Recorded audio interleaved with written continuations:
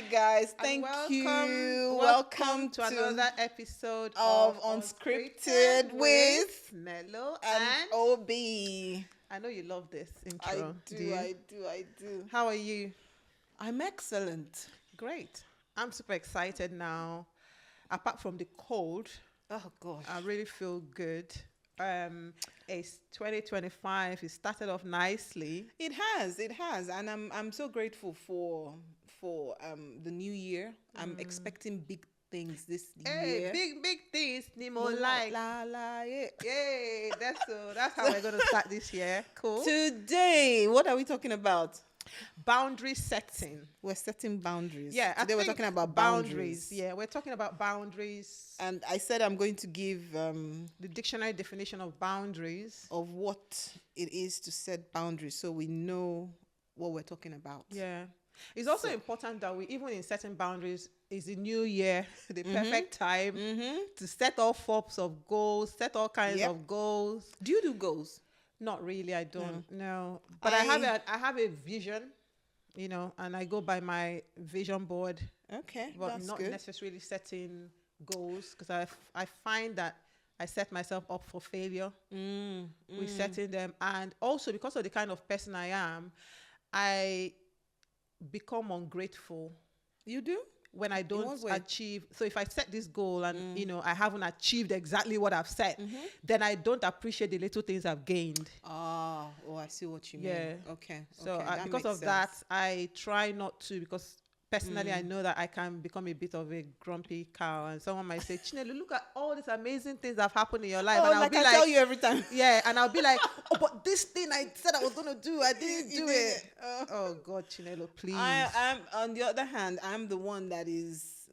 I believe in count your blessings, name them one by one, no matter how minute small, it is, but it's still growth. Yeah. So boundaries. Boundary setting, yes. It says setting boundaries or boundaries refers to the practice of defining and communicating limits or guidelines around how we want to be treated, what we're willing to accept, and what we are not. My dear, as a woman, right? Chinelo, what was that?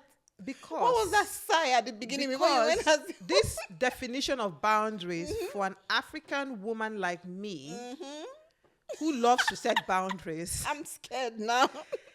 is misinterpreted as being stubborn. Is it just African? Is it just an African woman I think it's an thing? African woman not, it's thing. not. Like It's when you set, like when you communicate to people how you want them to treat you, or when people mistreat you and you tell them they have mistreated and this is how you expected to be treated, they refer to you as being difficult, being stubborn, being opinionated, and it's all these like, she's too difficult. Who does she think she is?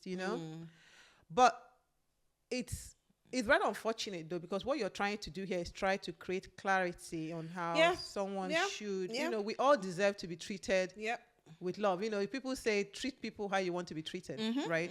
Do unto So others you what want to treat them me to how do you to don't want to be treated, right? And I'm telling you, exactly. And they just you're expected to just turn the other cheek every time. Exactly. And Exactly. and not I think for me, I think boundaries, my goodness, they're so important. And if I always, like I said, when we started our this podcast, I said kindness. I'm big on grace, and I will give grace until, I won't say grace is exhausted. Grace can never be exhausted, but until I realize, okay, this person is not respecting me enough to respect that this is how I want to be treated, or this is how I want things to, or rather, this is what I don't want to say it is an I want thing, because like we said, it is as we define, clearly communicated that, okay, I don't like this, but you keep doing the same thing. So at a point, it almost becomes like, oh, is it deliberate now, or you're just ignoring, not respecting, should I say, how my feelings really. Yeah. and just want to Yeah. just, you know. I also feel like sometimes people don't even know how they want other people to treat them. So in that case, if you don't know how you want people to treat you, then you cannot actually communicate that. True. Which is why some True. people walk over you, and then you're like, oh, they walked over me, or they, they spoke to me in this manner. But have you had a situation where you've clearly communicated? 1 million, 1 million times. It And- happens all the time. I personally, like I'm a hard cookie. You know that, like you can. I've had all forms of tags. You have? Yeah. The difficult. Like. But it's not because I'm trying to be difficult. It's only because, like sometimes I always have to kind of like, like call someone else and say, come, do you think that this request is it unreasonable for me to request this, especially from, for example, from the opposite sex, for example, from our male counterparts, when you expect some level of respect, and maybe the way someone speaks to you, the manner in which you're spoken to, and even from like our elders, in quotes, like, the other day, one of my relatives who is older called me, and, I'm not your child. Like, yeah, but you cannot speak to me like I'm even if you knew me when I was a baby. True. Do you understand? Like, And there's a I level think, to which... I think that's something that's kind of common with Africans, Nigerians, the part of the world we're from. Yes. Expecting, just because you're older, then I should keep quiet while you disrespect the my African person, aunties are and I clearly communicate. And it's weird because when I try to communicate, my tone is always low, very direct, straight, respectfully, I would say. Respectfully. And then they're like, when someone says respectfully, there's nothing like, respectful about that. You don't know who is older than you. I'm like, just calm down. It's not that deep. Becoming that. I'm just, again, creating boundaries is very difficult in an African setting, I think. It's more specific in a Nigerian setting, especially when you have the older ones. I don't know if I'll say it's difficult. I would say, remember what you told me. You said something about, somebody that when you go to their house, you're not allowed into their kitchen. Yeah. So me, now, I'm happy with it. If I come to your house and you don't allow people into your kitchen, I'm fine with it. As in, she's like, the person will not bend. You're not, anything you want, like, they will bring to you. Exactly. But you don't go into their kitchen, And it's that, I think there's this element of familiarity. No, I think it's entitlement. I think that's the word. So, for example, from an in-law perspective, right, or from a family perspective, when your family members, I know, there's this thing about community and sharing in our household, in African household, where you feel like my pot of soup is your pot of soup. So if and I don't know if it's the westernization of the African culture. Maybe I've now been too westernized, but I don't even think it's that. But a lot of people in Nigeria, when I go back home, and they also practice this boundary setting now that I really, really like, because you really need to communicate to people how you want them to behave when they're in your own space. Yes. Now, when they're in their own space, they can create their own rules if they want. Absolutely. But if they're going to operate from here, this is how I want you to behave. And it's not the person being difficult. It's just, that's how they want to live their life, I see it as, for example, you mentioned that thing, we're very big in Nigeria, should I say, or Africa. I won't really say Africa, because I'll bring you home and say Nigeria and everything. Yeah. We're very big on, just because, because, for example, we don't call everybody's uncle, everybody's auntie, even when they're not related to exactly. you. Yeah. And because of that respect, in quote, they feel they can give unsolicited advice. Exactly. They can give their opinions when you did not even ask for it. Or, for example, they can come to your house or do whatever or say whatever, and you're thinking, How? From where to where? Exactly. You know, and you speak to them and you say, listen, okay, I do not like how you did so and so, and it becomes, oh, so disrespectful, So rude. so rude, so Yeah. full of no. Azuri Azu. She's You're not not well you're brought not up. well Your brought up mother and did not everything. train you. Yeah, you're thinking, hello. It is not. It has nothing to do with my mother. To be honest, like the way I live my life, my mantra again is: if you feel like you didn't learn certain things in your life, you have the ability and the opportunity to learn the things you want to learn. So when someone throws that your mother didn't bring you up properly, I find that like, hello, like really? bring you up. You see, and I think that's the thing again where, oh gosh, people can be so annoying sometimes. Our Honestly, Nigerian aunties.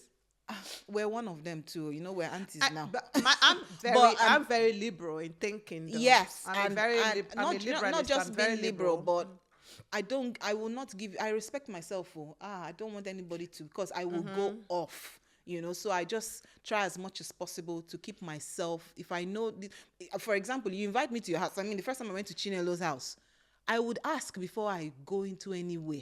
I won't just, or if she invites me, do you want to go there? I remember, for example, I had a party in my house, and I already told, because I know how we are, I told my children and their cousins, I said, you see, anybody can go anywhere, but you see upstairs, no one is allowed.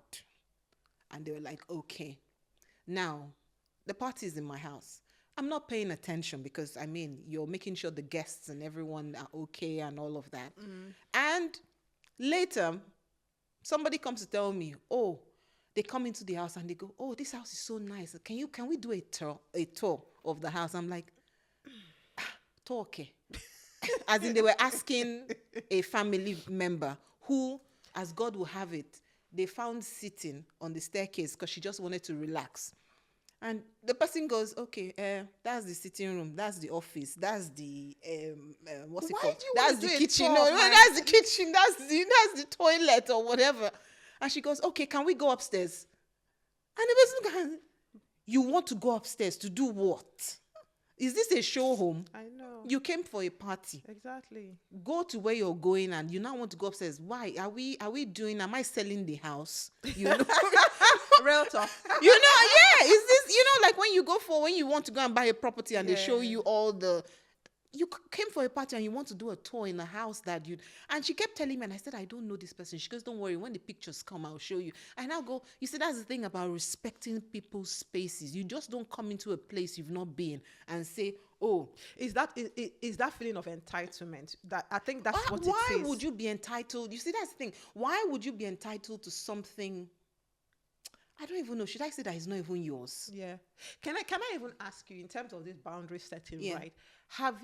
So I know for me, the whole boundary and setting my own boundaries only came again later in life. It's like I started off life not knowing what life was about. And by the time life hits me like that, okay. I'm sure a lot of us. What was it like when you were growing up?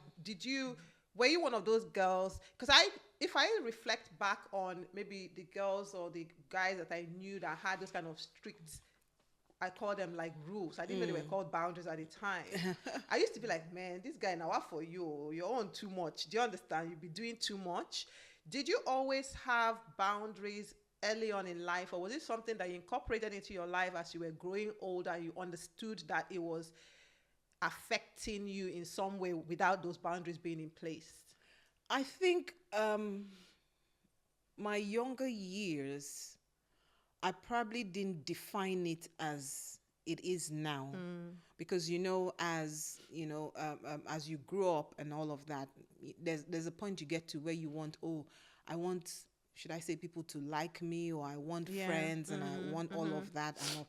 But as I've grown older, I've realized there's just some crap I can't tolerate, and I would let you know straight up, and once I let you know straight up, I tell you, like you just said, I want to treat people the way I want to be treated, and what I can't take, I will let you know.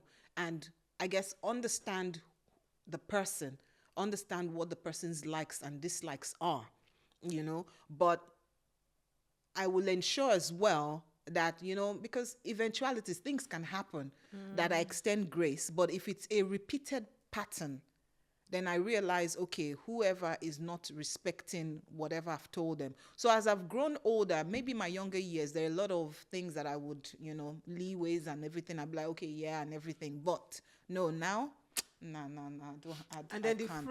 the phrase will go, oh, Obi has changed. That is so true. Yeah, but it's so weird when you put those boundaries in place. Oh my goodness, that is People so now say, true. "Oh, she's feeling big now." Yeah, she's Who full does of she herself. think she is? Yeah, that is so true. Yeah. I remember. You made me remember something now at the university, and there's someone I didn't. We were not friends, and we just used to probably just say hi or whatever and everything, but we're not friends, and she knows a friend. We share mutual friends, or rather we share the mutual friend, and the person happens to be a guy. And the guy comes to me and she goes, oh, do you know so and so person? I say, yeah, I know her, but we don't really talk. And he goes, really? That's interesting, because I was talking to her, I was like, oh, I know Obiamaka and everything. I think she's, obviously glowing praise and everything. And the person goes, really? She's not all that. I find that to be a snob. And she says hi to you normally. Yeah. And she still thinks you're a snob. Yeah. Because you don't give her any deets. You don't spill the tea. But you know don't me give now. any gist. So what I did was the next time I saw the person, I walked up to her and I said, oh, so and so person said you said I was a snob. Yeah. That's really, and I was very nice about it. I said, that's really interesting, that you don't know anything about me. You've not really approached me and everything, and that have that you're saying I'm a snob. Do you even say hi to me? You don't know me that well to just to be able to brand me a snob and everything. You don't know me. And she was like, oh, I'm sorry, blah blah. I said, anyway, that's fine. And from there we became friends. Are you serious? Yeah. From there we became friends, because I'm thinking, okay, that's the thing, you don't know people to brand them. You probably just know off, and you're perceived. Exactly, and it's because probably you as a person, you're guarding yourself from, for example, now I have an inner circle. And I'm not looking for another inner circle. If you invite me to your inner circle, well, all well and good, but I'm okay with the one I have. But doesn't mean that somebody else who does not know or would just think, okay. For example, now from this podcast, somebody would just think, oh, this person is like this or this person is not like this. I know people do make that inference just from hearing 30 minutes of clip. And know nothing about you, really. Yeah, exactly. Isn't that why we have what's it called? All sorts of craziness on social media. But you know what? I honestly, I don't usually run commentary on people based off, like, I won't run commentary if I don't know you personally. I'll just keep it very vague, like nice or love heart. But if I don't know you personally, I won't run any commentary, because again, for me, I always feel like you never really know who the person is and what they are going through, that that inspired or inferred what they are they're showing off or whatever. So for me, it's also with regards to boundaries in any, I think you wanted to do this topic because you were like, also family. Yeah, I'm big on boundary setting. Of course, I've lost a lot of friends. Again, if you're my friend, you're my friend. If you're not my friend, don't it's drive fine. people, come on. Is it a drive people? I'm not. Again, you should tell me that I'm talking that when it's small thing, I don't delete person for phone. No, but do you know what the funny thing is? I think, again, like going back to the definition, I would usually I try and treat people with kindness at least, right? I try my best. You do indeed. And what I wouldn't take from anyone, man or woman, is any form of disrespect. Yep. If I feel any ounce of, you're taking me for granted, you're pushing me to the wall, you're trying to gaslight me in any way, you are you're impacting on my mental health. You're causing me any form of anxiety, no matter how small. I'm telling you, I'm Xing you completely. I'm not even giving you any leeway, because I have to prioritize myself, Yep. my feeling, Yep. how I feel. Yep. Yep. Yeah. I think one of the things I do, I guess, in that, when you talk about, the space of mental health and everything, if somebody feels I've communicated about how I feel about an issue, and sometimes people, I think that's why I prefer speaking, when people talk, dialogue, as opposed to like text or email, or because you've heard it's been said a lot, because you don't know the frame of mind the person was in when they sent The the message. email or message and all of that. And I know I'd rather pick up the phone and let a person know when I feel my boundary has been what's the word I'm looking for now? Trespass, infringed, Yes. stamped on. Yeah, yeah, and to just set the person right. But like I mentioned, if it's repeatedly being done, Yeah. then I now know the person is just It's not interested in exactly learning. in Yeah. learning, and they Yeah. just it's now almost like a deliberate thing, Yeah, true. because it's a case of, if I treat you right, don't treat me like crap. And it's also what I choose to accept. So if I keep choosing to accept it, you keep doing it. Yeah. And I So- think women shouldn't be afraid of setting boundaries. No, Because, like when you get into a man's life, he tells you, this is my sister. You must respect her every day. This is my mother. Don't talk to her any way you like.